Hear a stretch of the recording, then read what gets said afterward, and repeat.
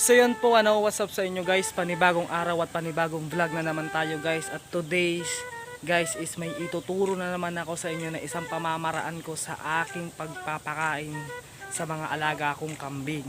Tulad ng sinabi ko sa inyo guys, mag-subscribe kayo dito sa aking YouTube channel dahil marami pa akong ituturo sa inyo na pwede nyong gamitin din sa mga alaga nyong kambing. Lalo na kung ikaw ay tamad sa pagsasakate at nahihirapan ka sa yung pagpapakain sa yung kambing, bagay na bagay sa iyo itong video na to. Kaya please subscribe to my YouTube channel at mag-iwan ka na rin ng comment dyan sa baba. So yun po, gusto ko lang sabihin sa inyo na mayroon na naman akong ituturo sa inyo na diskarte sa pagpapakain sa ating mga alagang kambing, lalo na ngayong tag-ulan guys. Alam naman natin na sobrang hirap ngayon na magpakain sa ating mga alagang kambing. Kaya guys, gusto kong i-share sa inyo tong video na to para malaman nyo rin at sana may matutunan din kayo sa video na to. Tapusin nyo hanggang sa dulo guys ang video na to dahil para sa inyo to at para sa mga alaga nyo rin kambing to guys. Ulit sasabihin ko guys, please subscribe to my YouTube channel at mag-comment ka na rin dyan sa baba. So yun mga kagoti, hindi na natin to patatagalin pa. Intro, pasok, let's go!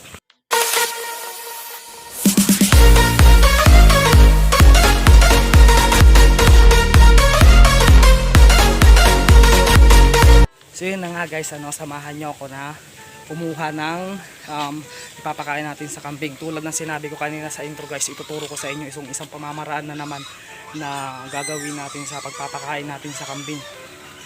Alam naman natin na mahirap ngayon kasi tag-ulan nga guys, kaya ituturo ko sa inyo yung isa pang ginagawa ko sa pag-alaga ko sa aking mga kambing, sa mga pinapakain ko.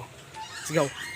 So ito na yun guys, ayan na, nakakuha na ako ng laman ng saging. Yan, ito yun guys, laman ng saging. So hihiwain na natin kung ano yung laman ng saging. Ito yun guys, ituturo ko sa inyo. Yan guys, yan, laman ng saging yan. Yan o.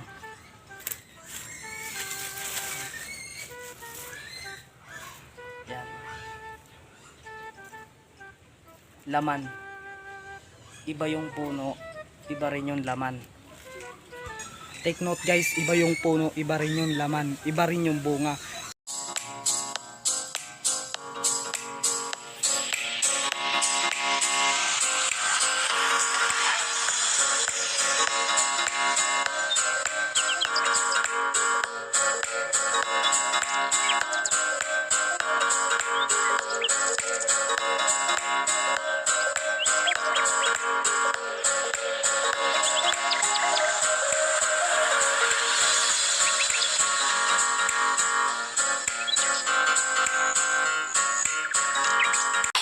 So yun guys, kung nakikita nyo guys, tapos na siya guys. Ito na siya. So ganito ang gagawin nyo guys, hiwain nyo siya ng maliliit. Yan. Hiwain nyo siya ng ganito, kaninipis. Yan. Yan. So nakikita nyo yan. Ngayon, ito na ang tamang proseso nito guys. Gagawin na natin yung tamang proseso para may pakain natin sa ating kambing. Let's go! Hinugasan na natin siya guys. Tapos na natin siyang hugasan. So yun guys, pagkatapos natin siyang hugasan, lalagyan natin siya ng asukal na pula. Kunting-kunti lang. Kunti lang guys. Hindi naman kailangan marami niyan, kunti lang. Asukal na pula lang guys. Yan. Kunti lang, tapos haluin nyo. Hindi nyo kailangan damihan ng asukal na pula. Ito yan guys, asukal na pula. Yan. Ilagay nyo siya dyan guys. Imbis na asin ang ilagay nyo, itong ilagay nyo guys. Huwag nyo lalagyan ng asin guys. Lagyan nyo na lang ng asukal na pula. Yan. Ganyan yun lang natin guys. Kunting asukal lang guys ha.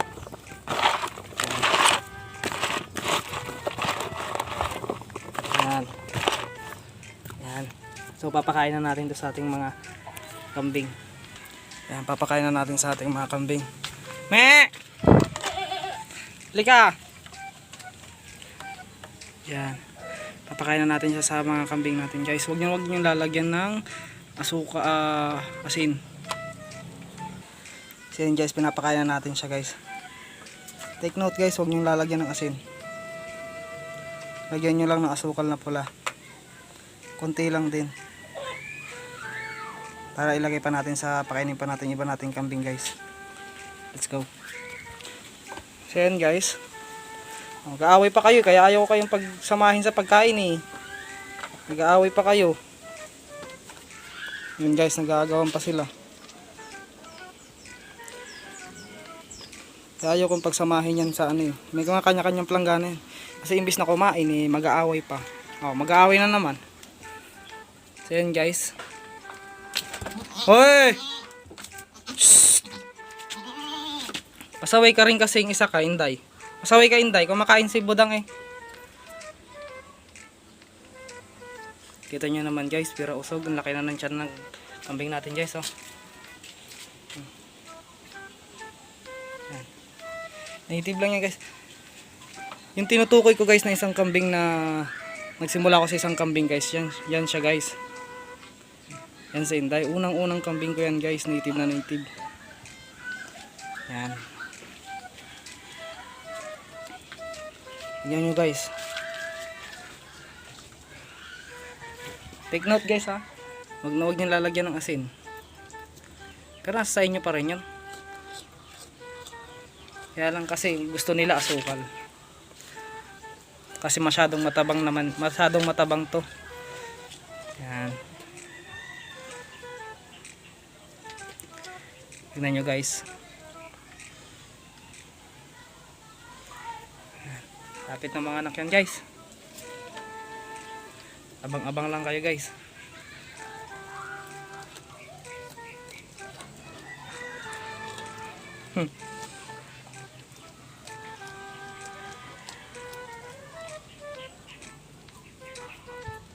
Kita nyo guys.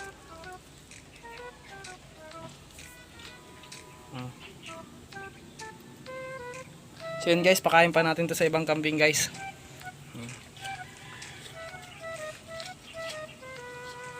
Takaw mo, Budang. So yun guys, pakain pa natin sa iba nating kambing. Hirit pa oh. So yun guys. Pakain pa natin sa iba nating kambing guys. Gumagawa lang muna ako ng video pero silang lahat binibigyan ko talaga ng tig-iisang plangganang ganito. Para makita nyo lang guys. So yun guys, punta tayo dito sa baba. Galing tayo doon sa kulungan dyan sa loob. Ayun yung kulungan nila doon sa loob. Ngayon dito tayo sa baba sa kulungan. Samahan nyo lang ako guys. Ito guys, pinapakita ko lang sa inyo na mamakain sila lahat. Pero mamaya pagkatapos ng video ko na to, papakainin ko talaga sila ng tig-isang ganitong planggana. Papakita ko lang sa inyo. Ano? Ano po? Ha? Kumain na siya guys. Take note guys ha, magkaiba ang puno, bunga, tsaka yung laman. Kasi yung bunga, yun yung kinakain natin. Yung ginagawang turon. Tsaka yung puno, yun naman yung ginagayat natin. Ito naman mismo yung laman, yung may mga ugat. Ito yun mismo. Kaya guys, sa mga nagsisimula pa lang guys sa pag-alaga ng kambing, at maliit lang naman yung lote nyo na pagpapastulan, I mean wala talaga kayong magpapastulan, pero gusto nyo mag-alaga ng kambing, pwede kayong magtanim guys ng saging. Magtanim kayo ng saging guys. Kasi sa saging guys, walang tapon sa saging. Yan. Kita nyo, ingit na yung isa oh. Ingit ka? Pila-pila. Gumagawa pa ako ng content eh. Mamaya, bibigyan ko kayo ng tiba-tiba. Katapos ng content na to. Kakauwi lang nila guys, galing sa pastulan. Sa ngayon, may pinagpapastulan pa naman tayo.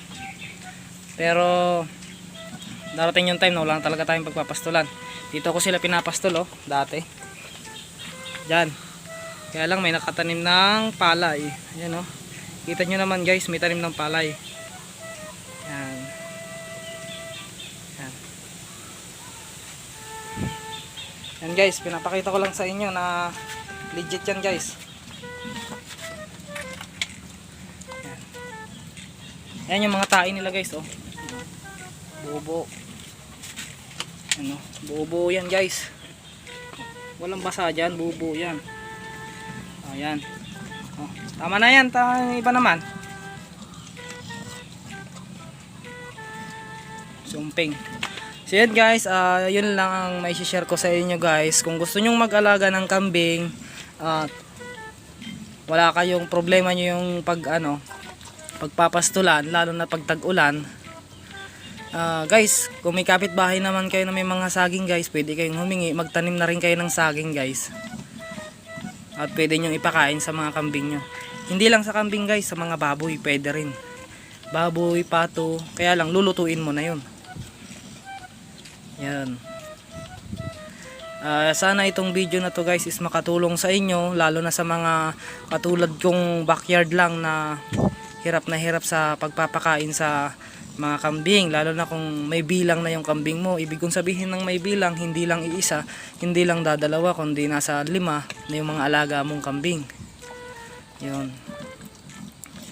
Kung di nyo natatanong guys, marami akong kambing guys. Kaya lang naibinenta ko na lahat. Nakikita nyo yung first video ko guys, marami akong kambing dun sa first video ko. Kung gusto nyo makita yung mga kambing ko dati, mayroon ako noon, yung first video ko, tignan nyo na lang yan sa baba. Kaya lang binenta ko nga, gawa ng mahirap din nga ganito. Yan. Merienda nila yan guys, merienda. Tama na, sa iba naman mamaya bibigyan kita ulit. Tama na. Kumpeng, ayaw mo talaga magpaawat ah. Sige, mamaya na lang yung iba. Yan. Ayan yung anak ng kambing natin guys. Yan. Ayan na. Tama na yan. Mamaya, bibigyan kita mamaya. Tama na. Oh, may ipit yung ulo mo. Tignan mo, ayaw talaga oh. Tignan nyo kasi naman guys oh. Parang singkamas. Nakakain. Tama na yan. So yan guys, pati yung bulog natin. Kumakain din. So yan guys, dito ko natatapusin ang aking video guys. At sana may nagustuhan nyo tong video na to. Subscribe nyo na rin ako guys. Sana makatulong to sa inyo, lalo ngayong tag-ulan. Mahirap magsakate. So yun lang guys. Thank you for watching. Outro. Pasok. So yun guys, dito ko natatapusin ang aking vlog. At sana may natutunan kayo dito sa video na to. At ulit sasabihin ko sa inyo, please subscribe to my YouTube channel. Dahil marami pa akong ituturo sa inyo sa kung paano nyo papakainin ang inyong mga kambing ngayong panahon ng tag-ulan. At guys, comment mo naman guys kung nagustuhan mo tong video na to. Nagustuhan mo man sa hindi, pilitin mong gustuhin dahil para ito sa alaga mong kambing. At guys, kung tinatanong nyo kung nakakasama ba ito sa ating alagang kambing, guys, nasubukan ko na ito sa aking mga kambing at wala namang epekto sa aking mga kambing, sa tae ng kambing, wala, as in talagang wala. Malulusog ang ating mga kambing, matataba, kahit native lang ang ating kambing, talagang sulit na sulit naman ang taba nila guys. Kaya sa mga goat farming backyard dyan na katulad ko, nagsisimula pa lang sa maliliit na kambingan, ito na yung panahon nyo para tularan or panoorin tong video na to para makapagparami din kayo ng inyong mga alagang kambing kahit na walang gaanong damo. Alam naman natin na ang kambing ay importante na may damo guys. Wag na wag nyong aalisin yun sa kambing guys. Iyan naman mga ginagawa ko na to guys, is merienda lang nila, kumbaga pang tawid gutom lang nila kung talagang wala tayong ipapakain sa kanila. So yun, sana may natutunan ka ulit. At please guys, subscribe to my YouTube channel. Uulitin ko ulit, please subscribe to my YouTube channel dahil marami pa po akong ituturo sa inyo sa ganitong pamamaraan. Ulit, take note, hindi po ako professional sa pag-aalaga ng kambing. Isa lamang din po akong maliit na nag-aalaga ng kambing, maliit na kambingan. So wala po sanang basher. So yun, bye bye, let's go.